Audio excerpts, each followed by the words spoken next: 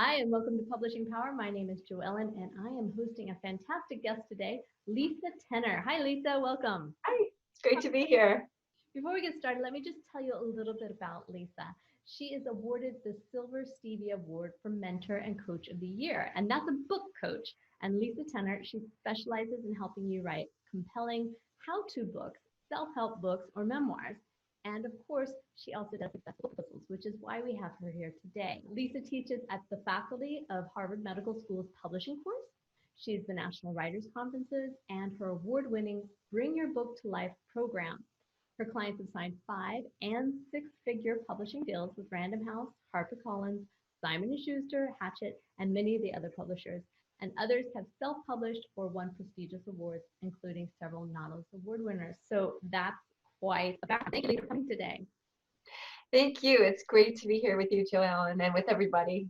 Yeah, it's great. You have basically an inspired author course that I'd like to talk to you about today, and how you write a successful book proposal, because we have both nonfiction and fiction authors in our group. But the book proposal is something, they think they're done writing and they just want to put it out there. And it's the next little hoop they have to jump through. So can you tell us a little bit about that and how to get started? There's lots of good information even online about how to write a good book proposal. So that might be a starting place where you're just trying to get a lay of the land.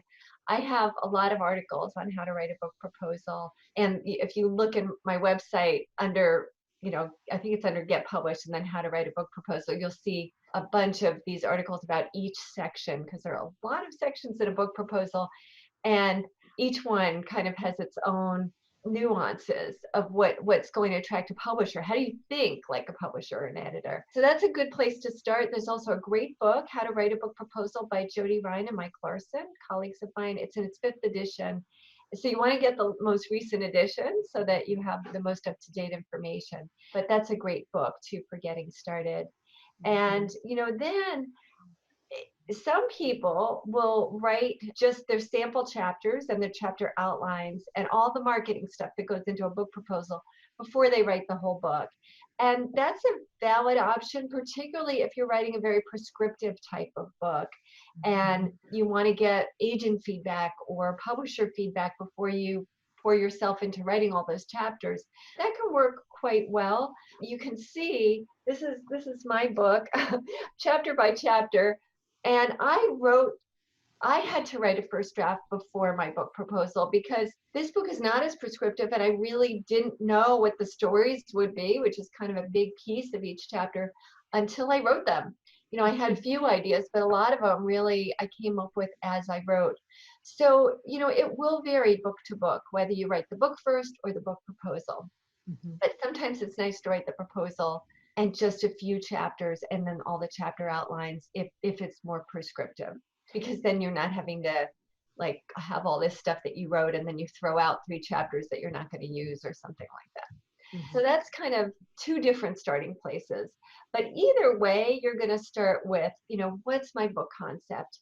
Particularly for a nonfiction book, which is what I work with, you're figuring out, what are my vision and goals here? And then who is this book for? Who's the market? And what is this book? What's the content? What's going to be in it?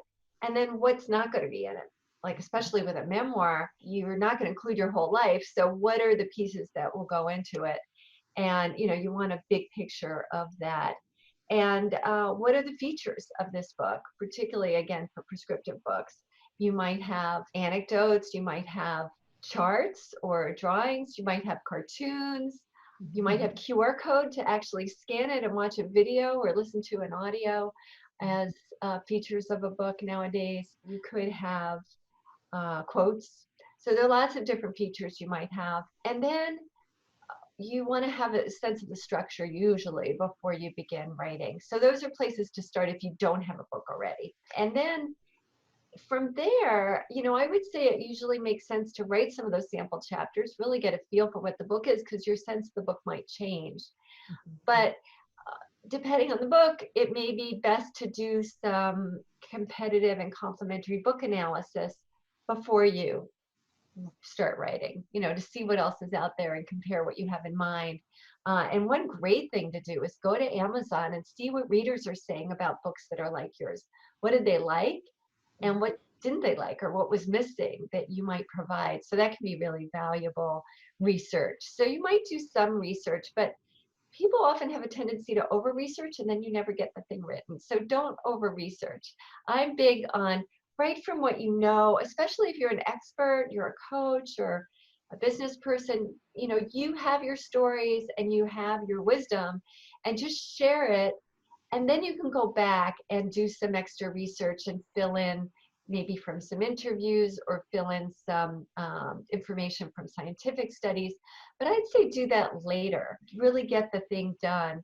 So you might also, a good starting place might be the audience, really clarifying who this book is for, because that'll also help you with thinking through the book and actually writing those chapter outlines.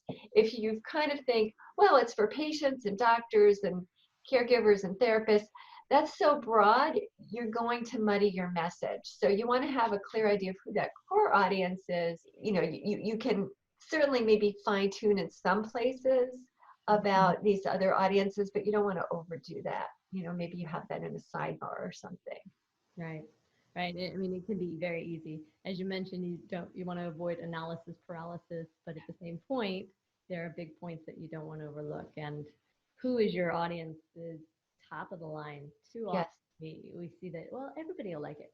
Nah. Yeah, that's right. And that, you know, is one of the biggest mistakes people make, is to say this book is for everyone. And that was my first mistake when I first started on The Ultimate Guide to Transforming Anger, which I co-authored with two other authors. But, you know, I thought, well, everybody needs this, because either you lash out or you know, we all have these unhealthy ways of dealing with anger that we learned from our parents. It could be to repress it, but, you know, anger really does have a message.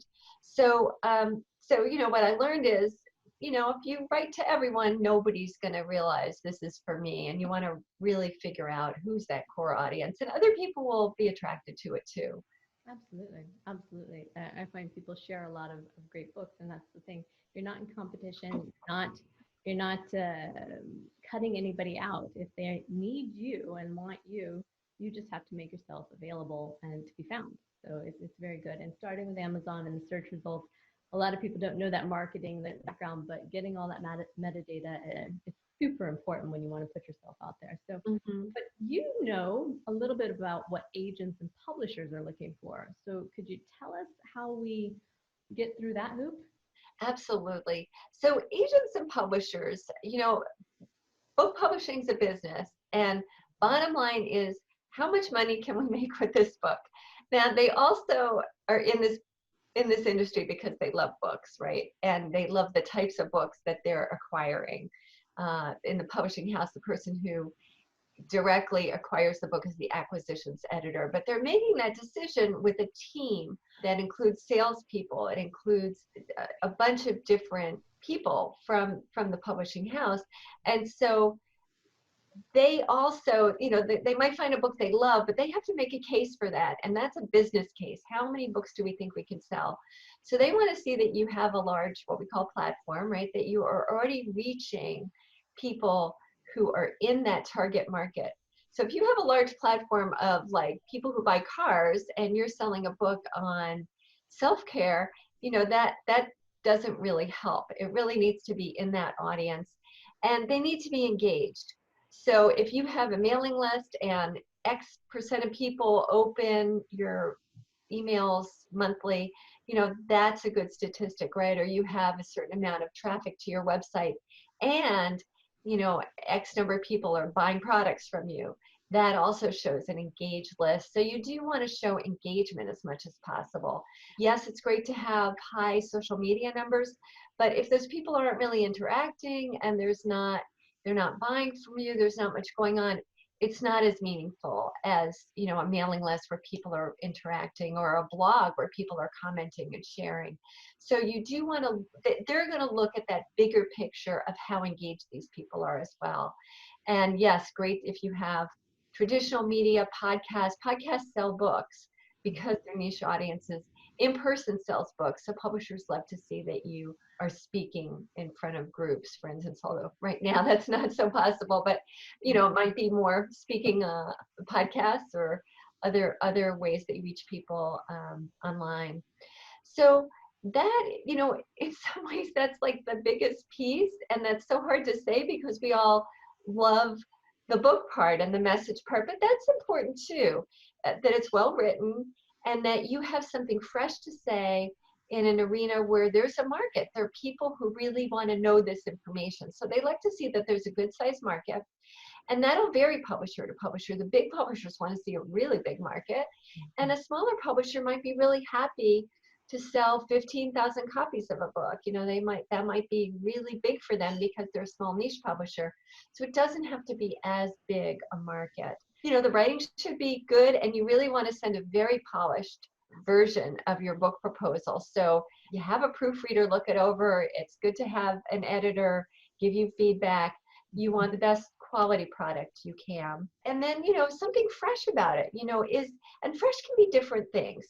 So fresh could be that you just have a really fresh voice, right? You're saying things in a new way, and that's great. And you can see a lot of New York Times bestsellers maybe a few years ago were sort of using, curse words as a way to sound kind of fresh, and it worked. Right. So like now, if you did it now, it wouldn't sound as fresh, so it might not work so well. But fresh can be a lot of different things. It can also be that you're basing your book and information on new research, or you're applying research from one field to another field where it hasn't been applied yet. So that is very exciting to publishers. New information about the brain, new information about how our emotions work, new information about a particular disease or diet. Those kinds of things are very attractive.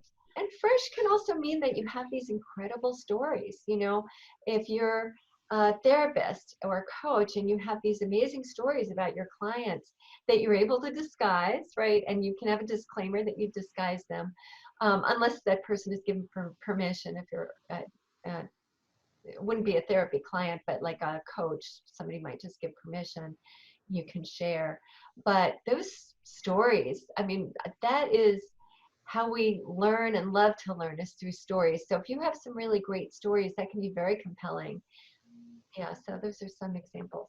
It's straightforward in terms of your platform and that, but that is something that everyone, we remind them again and again, when you're building, when you're writing, when you're doing this, make sure that you're still connecting with people. And if you don't know where to connect with an author who is very similar to you, and start in their group and get part of the discussion and see where else those people are, and build on there. So, but yeah, I was at the book at Expo last year, missed the book fair this year. Thank you, coronavirus. And basically they wanted to have at least 10,000 people on their platform so that they could be part of that. And so that was quite amazing to hear that, to even get into the conversation, they wanted 10,000 people. And that's not even a huge number in today's world. So again, to stay on that. So I'm sure you've done a lot here. You've written your own book and you're coaching others. And one of the biggest advantages I find when you hire a coach or use someone to walk you through the process, it's not just what they can tell you, it's what they can tell you not to do. Because there's a lot of mistakes. And I was wondering, what mistakes do you know about that can basically save us time, money, frustration, etc.? Yeah. So, one we talked about, which is thinking it's for everyone. Really get clear on your market and make it a market that publishers will be excited about. Mm-hmm. So not too niche where it's just too small to make money for them. Another is the very first page of your book proposal is the cover page, and that'll have your title. And if you have a forward by a New York Times bestselling author or something, definitely put that on the cover page, your contact information. And you want to actually have, it's a very specific way to do it. So you don't want to like make a book cover and send that. It's a confusing message because then they think, oh, maybe you self-published. Just do it that simple way that, it's like, everything is 12-point font, double space, but on the cover page, the title and your name are like 18 point. Mm-hmm. So you just want to follow the kind of boring, but there's a reason for it, structure and formatting of a proposal. So the first one is not to get too fancy and, get try to, excite publishers by your, colored cover or whatever. Then the next thing they'll see is the table of contents for the proposal itself. And just make sure you check those the pages, because as you edit it, the page numbers may change. And then comes the overview. And that's where I often see the first big mistake, which is people will start in with they'll start slow. And basically, agents and publishers are so busy. They're looking, as much as they're looking for reason to say yes, they're also looking for reason to say no. So if they see some red flags right up front, they're just, moving on to the next one. And also they actually have interns often who are looking through proposals, especially if it comes through just a query and not through, a channel like an agent, if they're an acquisitions editor. So you really want to make sure that there's a lot of punch in that first paragraph. And ideally, that first paragraph will be so compelling and really draw me in. It could be with a story. It could be with humor. It could be with something counterintuitive that I didn't know. And wow, I want to know more, right? If you can get my curiosity up, that's really good. And ideally, it's great if you can somehow squeeze your platform in there. So if it's like, 30 times a year, I give talks to physicians and they all have this one question, right? And then I give the question. So that is going to immediately say to an agent or an acquisitions editor, wow, this person is in front of large groups of their target market 30 times a year. That's a nice foundation. So whatever your biggest platform piece is, see if there's a way to squeeze it in. And, it may not be the first paragraph, but try to get it soon. Try to get it on that first page. You can't always. Sometimes there's a reason to go with kind of a longer story for your overview that's super compelling. But, so use your intuition too. But that I would say is one of the first big mistakes I'll see. Another one is not giving numbers for your market size, right? So you'll say these are all the markets, but publishers want to see numbers. So put those numbers in. Another is you're not quite ready platform-wise. And so you put it out there and get some rejections, and go back to the drawing board. So, just send to a few agents at a time and see how that goes, because you might get some feedback. If you get a no, ask them why. Sometimes they won't give you a reason, but other times they will. And sometimes they will right away. And that's helpful information so that you can go back and do it right, do it in a way that's going to be compelling. Other mistakes, just make sure that writing is your best. It doesn't have to be like the introduction and first chapter. In fact, if some of the introduction is in your overview, you probably want to use a different chapter for your sample chapter. And usually you have 2 sample chapters. Sometimes people get away with 1. But your sample chapters, make sure you've really edited it a lot and it's your absolute best writing. And also look for the chapters that are freshest and maybe most really sound different from what's out there, because that's going to, again, make it very compelling. So those are some of the mistakes that I see and how to correct for them. Yeah, and I think that's great. I really love the, ask them why, because not only does it, give you information that you need, but actually making a connection there with a real person. And that's valuable. If you are one-on-one and you can contact them later in the day, I mean, ideally we all want to write more than one book. And, if you do it right and you learn more, you can always come back later and you've got an in. They may remember you. So it's good to always make connections in the world. So yes, and I've seen that happen with clients where one in particular where he actually the first book did not get picked up by a big publisher and he only wanted a big publisher. And then one of those publishers came back to him after seeing one of his viral articles on Psychology Today, and they said, would you be interested in writing a book about this? So, and they knew he was a good writer, not just from that one article, but because they'd seen his book proposal. So yes, a publisher could even come back to you, or an agent, saying, wow, I talked to this publisher, they're looking for a book on X, could you write that instead? And I had another client where a publisher came back and said, would you write this book instead, because we're looking for a book on this? In this other case, the client said, no, I really want to write this other book. And he did. And his agent found him a book deal, and his book is coming out this year. So, but yeah, a lot can come of that relationship building. I agree. So do you have any platform ideas or tips to promote there? Because it is about having that platform and getting the publishers interested based upon that. So Yeah.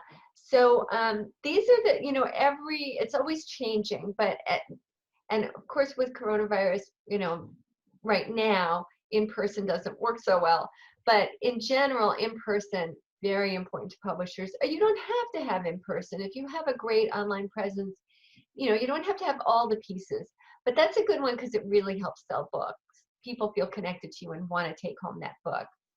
Another big one is podcasts, because they are so focused on target audiences, right? So podcasts can do very well with book sales. I have also seen Facebook groups right now. Now Facebook is constantly changing, so this can change. Right now, Facebook groups are attractive because Facebook is promoting stuff that's in a group. So if people are in your group, they will see in their notifications everything that gets posted. And so that's a way to really get your post seen, whereas like a Facebook page, nobody's going to see it unless you pay for advertising. So right now, Facebook groups are a good way, and that can be a way to, you get to know that group. You share some things about your book in the process of launching. You maybe even offer them some free audios or free Zoom call where you share share free workshop, and you can get feedback from them, and they feel invested. So when it's time for the launch, these are people who will spread the word, who might give you a review on Google. I mean, Amazon, well, Google too. So that's really, really valuable. And so Facebook groups are something that's right now really working well for authors, and people are welcome to check out. Do you have a Facebook group, right? yes. Yeah. So your Facebook group, I have a Facebook group if, people want to check out and see how you do one as an author. Other things, if people have a particular expertise where there is a larger place they can share it, I found that to be very, very successful. So a lot of my clients are psychiatrists or psychologists, and when they blog for Psychology Today, publishers are excited to see that, especially if they have some posts that have a lot of views. Because Psychology Today does do some really good promotion, and people will see your posts, especially if they're well written and you write engaging posts, right, and make them timely and newsworthy. All of those things really help. You can write op-eds, and that's a great way to start to get in national publications. And helpareporter.com is also a great way to see what are journalists looking for, or podcasters or bloggers, and you can get quoted as a source. So that can be a great way to develop relationships. Twitter is also a great way to meet influencers and people in the media, so that, and retweet their stuff, share their stuff, comment on their blog posts, and then when it's time, you can go back to them and say, gee, I have a great article I'm writing about coronavirus right now, or whatever it is that's newsworthy at the time. And I think it would be great for your audience, and I'm happy to be quoted as an expert source if you're writing anything on that, or, maybe you've seen that they wrote on that and you suggest that here's another angle, and you'd be happy to be an expert source for them. So that can work very well. Also, to go to your professional organizations, let's say you are a member of the American Medical Association, well, go to them and let them know if they get requests for an expert on XYZ, that you are that kind of expert and happy to talk to the press. If you work in a hospital, let your hospital public relations department know that you're available for interviews. And it doesn't have to just be in the medical community, right? You can let whatever your workplace is, let them know you're available for interviews, whatever professional organizations you belong to. So those are some ways to get more publicity even before the book comes out, and then also build for when you're launching the book. Right, right. And so the successful proposal, I mean, can you give us a quick, what are the basic elements that we need to be aware of? So there's that cover page, which actually is important. You want a really great title and subtitle, and great if you have a forward writer. The table of contents, and then we've got this overview that really just engages us. Like, we get the book, we get why it's important, we get who you are and why you're going to sell a lot of books. And then sometimes the order varies, but I'll give you one general way that you might write it. The markets for the book, right? We want numbers in there. Competitive and complementary books, how yours is similar, how it's different. There's the promotion plan based on your platform. And then there's about the author, which can also include your platform. So, platform, you can see if you put it in both of those sections in different ways, or you mostly focus it in the about the author section. You can play with that. But I like to have it in the about the author section too, just so when they're reading about the author, they really get that you have a platform and they don't just think, oh, well, these are all credentials, but where's the platform?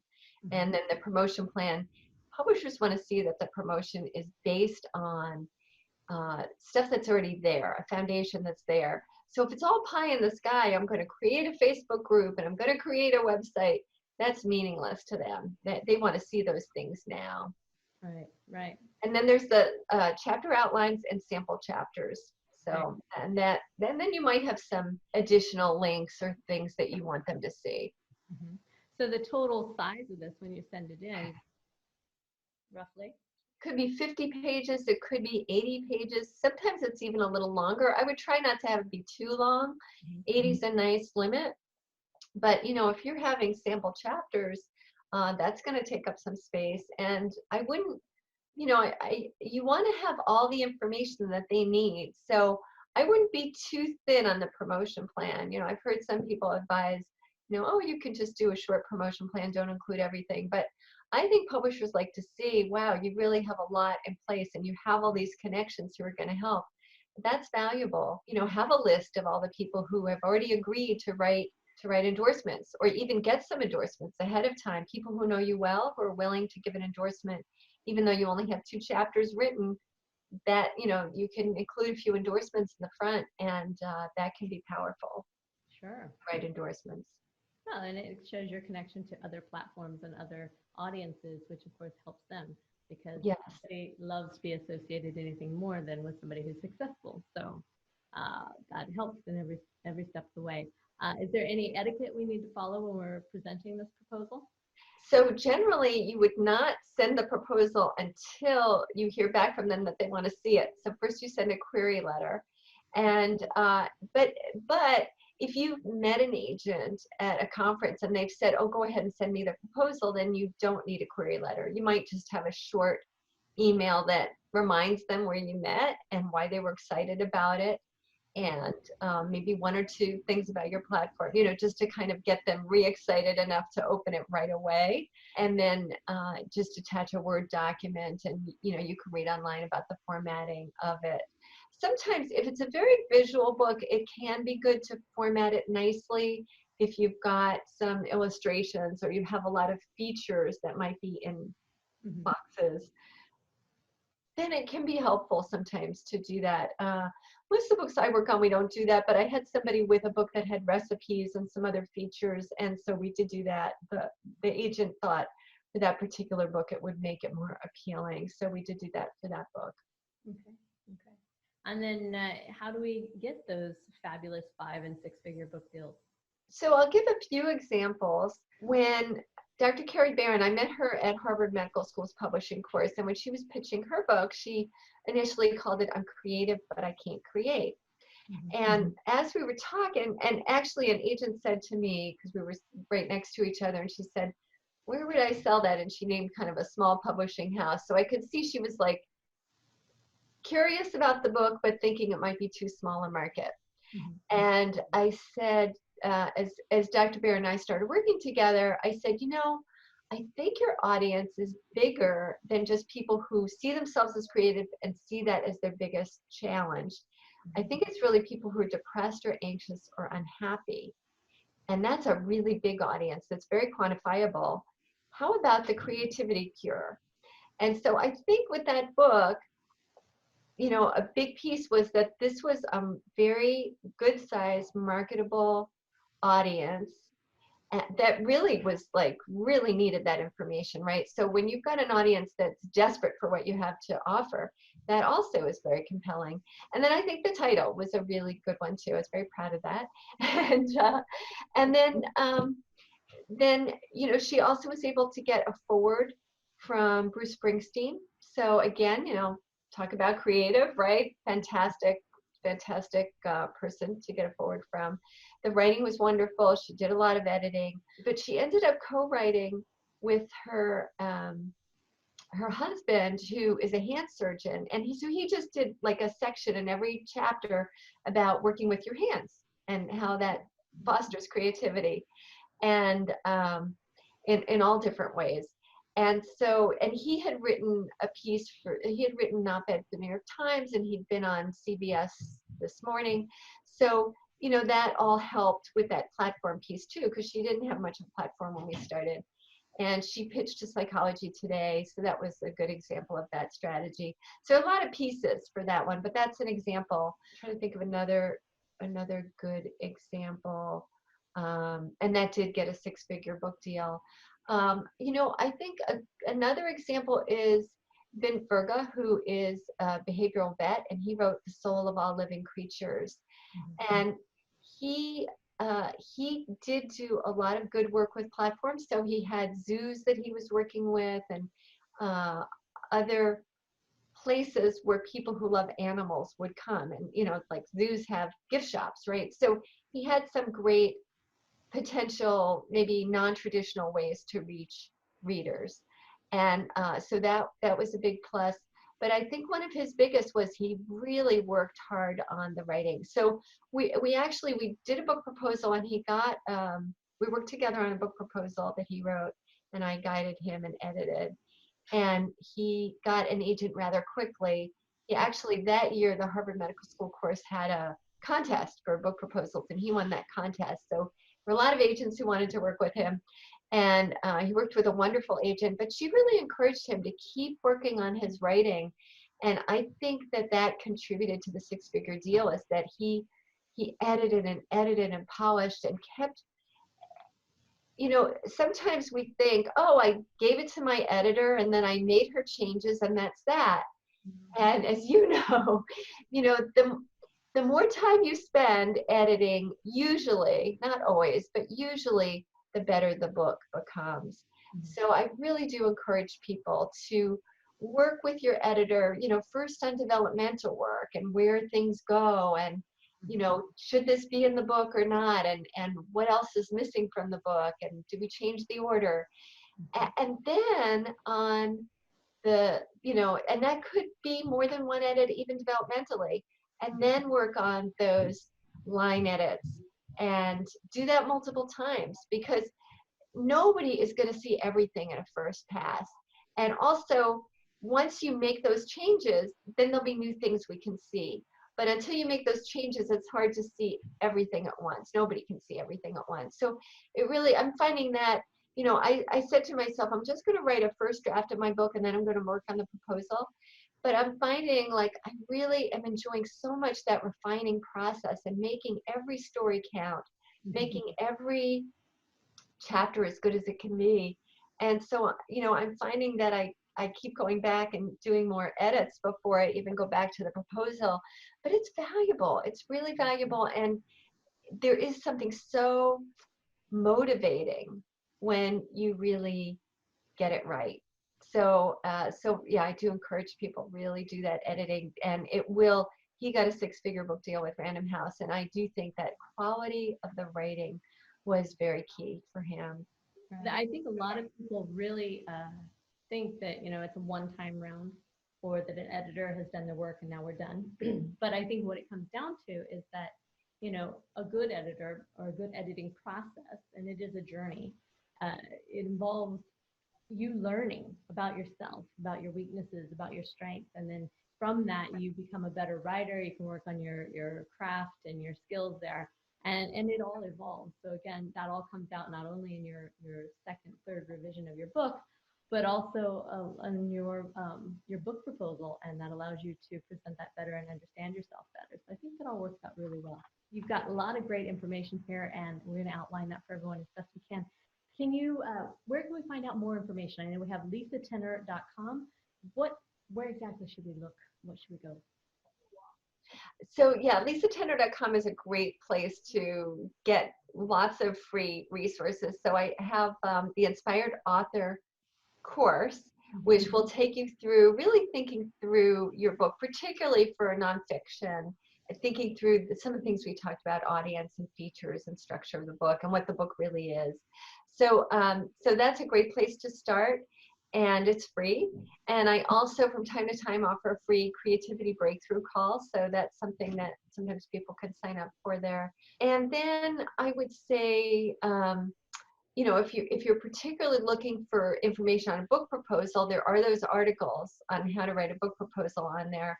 But I also have a blog. I'm always happy to answer questions. And even if they're not related to the post, so if you want to go to the most recent post and ask a question about something else, that's fine. I'm happy to answer. Oh, that's great. That's really great. Well, it was a lot of information today, and I think it gives a really good background into, okay, you've written the book, but now you've got to get people out there. How am I going to promote this not only on my platform, but how do I get the attention of the publisher and the agent? And, how do I get through those hoops? That's all valuable. So I really do think people will be inspired by this and understand and come back again and again and go forward to your website to find out more information. Yes, thank you, Lisa. This was fantastic today. Thank you. And I wish everybody the best of luck with their proposals and their books.